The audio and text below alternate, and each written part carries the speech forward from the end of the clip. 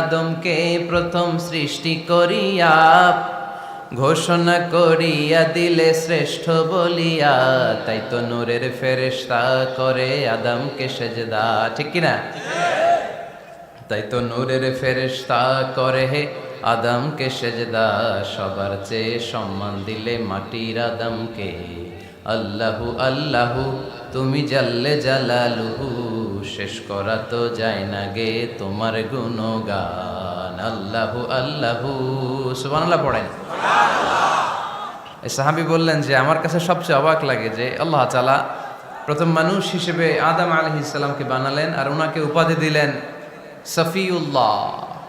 আদম সালাত পড়ছিলেন, সালাত পরে আল্লাহর হাবিব সাল্লাল্লাহু আলাইহি ওয়াসাল্লামের কাছে আসলেন। আল্লাহ রাসূল বললেন, সাল্লি ফা ইন্নাকা লাম তুসাল্লি, রিপিট ইউর সালাহ because you didn't offer your সালাহ ইন এ কারেক্ট ওয়ে। আবার নামাজ পড়া হয় নাই।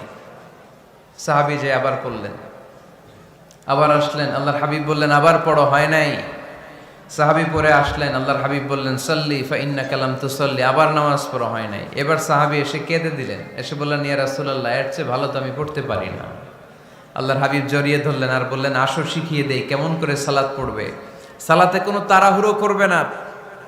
রুকুতে যখন যাবে তোমার পিঠটা হবে স্ট্রেইট ফরওয়ার্ড, স্ট্রেইট ফরওয়ার্ড। রুকু থেকে সোজা হয়ে দাঁড়াবে, দুই সেজদার মাঝখানে সোজা হয়ে বসবে। সেজদায় যখন যাবে রিল্যাক্স করবে। সালাতে কি করতে হয়? রিল্যাক্স। আমার সাথে সাথে সবাই আওয়াজ করে পড়েন রিল্যাক্স। সালাতে রিল্যাক্স করবেন, আপনি তাড়াহুড়ো করতে পারবেন না। আল্লাহর হাবিব সাল্লাল্লাহু আলাইহি ওয়াসাল্লাম শিখালেন কিভাবে সালাত পড়তে হয়। তার মানে এই নবীরে বাদ দিলে সালাত বোঝা যায় না, এই নবীকে বাদ দিলে সিয়াম বোঝা যায় না।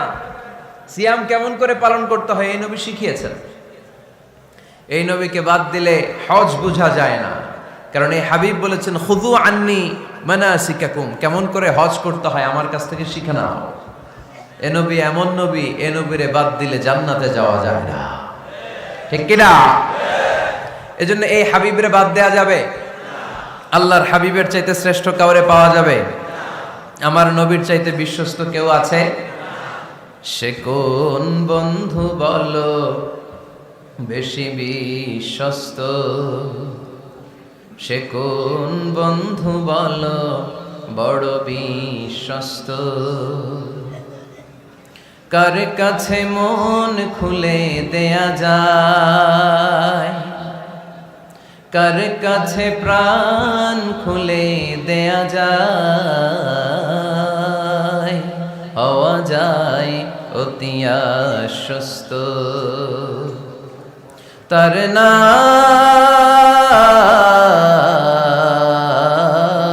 আহমদ, বড় বিশ্বস্ত। সুবহানাল্লাহ। এজন্য বিশ্বনবী সাল্লাল্লাহু আলাইহি ওয়াসাল্লাম তিনি হচ্ছেন আমাদের মডেল, ঠিক কিনা? তিনি যা এনেছেন সেটা আমরা ধরবো, তিনি যা নিষেধ করেছেন সেটা আমরা ছাড়বো। আমরা যদি আল্লাহর ভালোবাসা পেতে চাই, বিশ্বনবী সাল্লাল্লাহু আলাইহি ওয়াসাল্লামের আনুগত্যের দরকার আছে না নাই?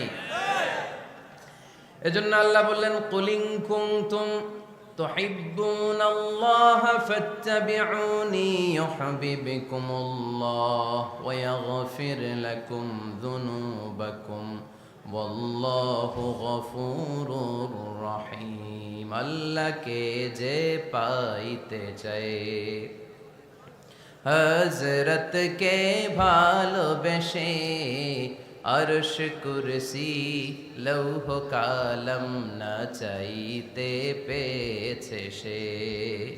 রাসূল নামের রশি ধরে যেতে হবে আল্লাহর ঘরে। নদী তরঙ্গে যে পড়েছে ভাই দরিয়াতে, সে আপনি মেশে হযরতের অনুসরণে আরশ কুরসি লৌহ কালম না চাইতে পেয়েছে সে।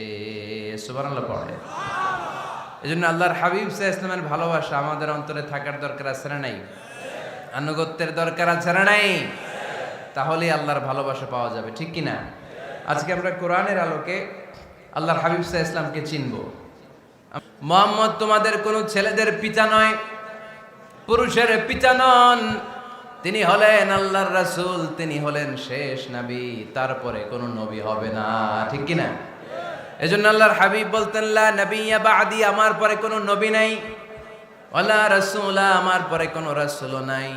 তবে লাউ কানা বা'দি নবিয়্যুন লাকানা উমর, তবে আমার পরে যদি নবী হওয়ার যোগ্যতা কারো মধ্যে থাকে, আমার কলিজার টুকরা সাহাবা ওমরের সেই যোগ্যতা আছে। প্রভু তুমি বলেছ রাসূল দেবে না, বলনি দেবে না ওমর, বলনি দেবে না হামজা তারি, খালিদ বিজয় সমর। প্রভু তুমি বলেছ রাসূল দেবে না, বলনি দেবে না ওমর, বলনি দেবে না হামজা তারি, খালিদ বিজয় সমর। প্রভু তুমি বলেছ রাসূল দেবে না, ঠিক কি না? আল্লাহর হাবিব বললেন আমার পরে কোনো নবী নাই, আমার পরে কোনো রাসূল নাই, তবে আমার পরে যদি নবী হওয়ার যোগ্যতা কারো থাকে, ওমরের সেই যোগ্যতা আছে। সুবহানাল্লাহ পড়েন। কি বানিয়েছে? খেয়াল করে শুনবেন, আল্লাহর হাবিব বললেন আমার দৃষ্টান্ত আর আগের সব নবীদের দৃষ্টান্ত হচ্ছে ওই ব্যক্তির মতো, যে ব্যক্তি একটা ঘর বানিয়েছে, যে ঘরটা অনেক সুন্দর করে সে ডিজাইন করেছে, ঘরের ডানে বায়ে উপরে নিচে সামনে পেছনে এত সুন্দর ডিজাইন, নিখুঁত, খুঁত ধরার মতো কোনো জায়গা নাই।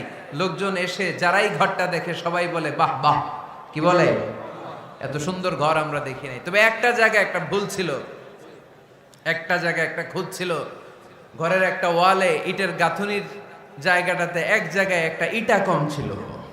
কি কম ছিল? ইটা কম ছিল। সবাই বললো তোমার ঘরটা অনেক সুন্দর, এক জায়গায় একটু সমস্যা, দেয়ালের গাঁথুনিতে একটা ইটা নাই। বিশ্বনবী সাল্লাল্লাহু আলাইহি সাল্লাম বলেন ফা আনাল লাবিনা ওয়া আনা খাতামুন নাবিয়িন, আমি হচ্ছি সেই ইটা, আমাকে যখন আল্লাহ তাআলা ওই জায়গায় গ্যাপ পূরণের জন্য রেখে দিল, গোটা বিশ্বটা উজালা হয়ে গেল, নবুয়তের মালাটা পরিপূর্ণ হয়ে গেল।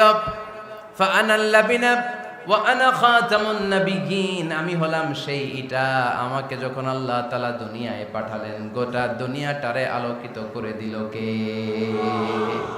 এরা হতে হেলে দুলে নুরানি তনু ওকে আসে হায়, সারা দুনিয়ার হেরে মেরে পর্দা খুলে খুলে যায়, সে যে আমার কামলিওয়ালা কামলিওয়ালা, সে যে আমার কামলিওয়ালা কামলিওয়ালা।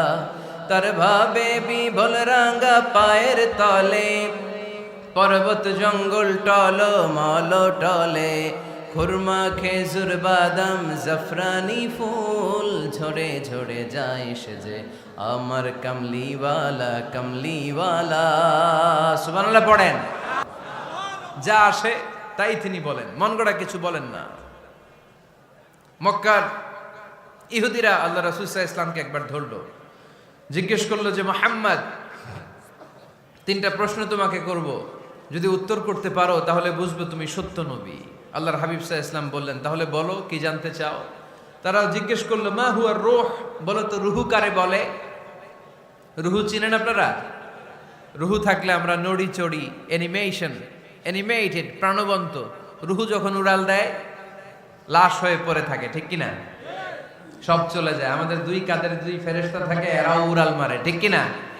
দুই কাঁধে ছিল যে তোমার দুইজনা পাহারা, তোমারে একলা থুইয়া পালাইছে তাহারা, তোমার আট কুঠুরি নয় দরজা বন্ধ যে ওই হলো রে হলো, মুখে আল্লাহ রসুল সবে বলো, দুয়ারে আইসাছে পালকি নাই হরি গাও তোলো রে তোলো, মুখে আল্লাহ রসুল সবে বলো, ঠিক কিনা?